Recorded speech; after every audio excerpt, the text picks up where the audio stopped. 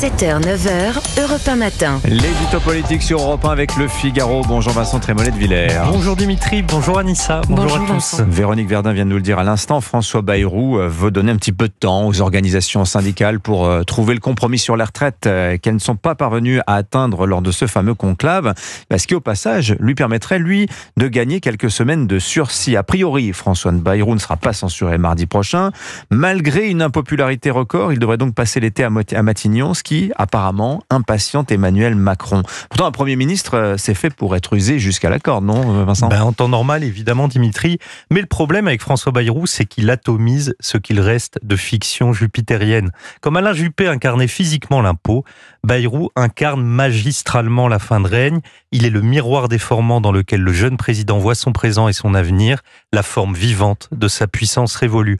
Quand Emmanuel Macron le reçoit, il se trouve face à un Premier ministre qu'il ne voulait pas nommer et qui est pourtant depuis plus de 6 mois à Matignon. Et il est aussi devant un Premier ministre qu'il ne peut pas limoger.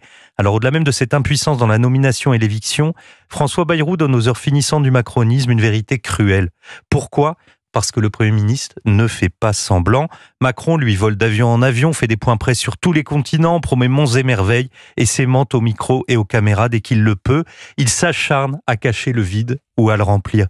François Bayrou, lui, ne prend jamais l'avion, sauf quand il va à Pau. Il pousse les jours les uns après les autres en disant presque publiquement qu'il ne peut pas faire grand-chose et que tout cela ne va plus durer très longtemps. Ce n'est pas la politique de la chaise vide, c'est la politique du vide, mais bien installé sur sa chaise.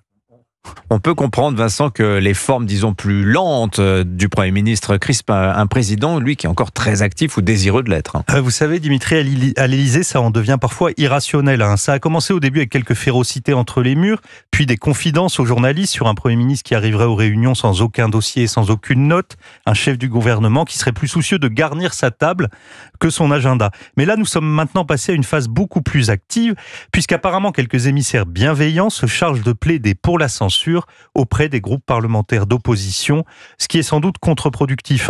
En censurant François Bayrou, Marine Le Pen offrirait alors un beau cadeau à Emmanuel Macron. Et c'est peut-être aussi pour cela que la patronne des députés RN ne se presse pas. Entre déplaire à Macron en épargnant Bayrou et plaire à ses électeurs en censurant le Premier ministre, le cœur de la patronne du RN balance. Bon, ce que vous décrivez, Vincent, ça ressemble à une cohabitation. On n'en sommes pas là, mais les deux hommes sont dans le même camp. Oui, mais ce sont deux caractères, deux générations, deux trajectoires étrangères l'une à l'autre qui cohabitent. Macron est un young leader qui ne veut pas vieillir. Bayrou est un vieux briscard qui ne veut pas partir. Le premier voit la France comme une start-up au logo dessiné par Thomas Joly. Le second comme un paysage montagneux avec un clocher, des vaches et l'ombre de Charles Péguy. Le paradoxe, c'est que sur le fond, il y a peu de motifs d'affrontement. Le Premier ministre se désintéresse absolument de la diplomatie, le domaine réservé du président. Et il n'y a que sur les budgets militaires finalement que ça coince. Le président veut les augmenter, le Premier ministre veut faire des économies et accessoirement ne pas donner une rallonge à son rival, le ministre de la Défense, Sébastien Lecornu. La chose devrait être tranché avant le 14 juillet. Pour le reste, le mode de fonctionnement est maintenant bien huilé. Le président n'est jamais à Paris, mais quand il rentre, François Bayrou est toujours à Matignon. Vous avez sans doute vu, Dimitri, la vidéo du Premier ministre qui, lors du salon du Bourget, peine à sortir du cockpit d'un Rafale.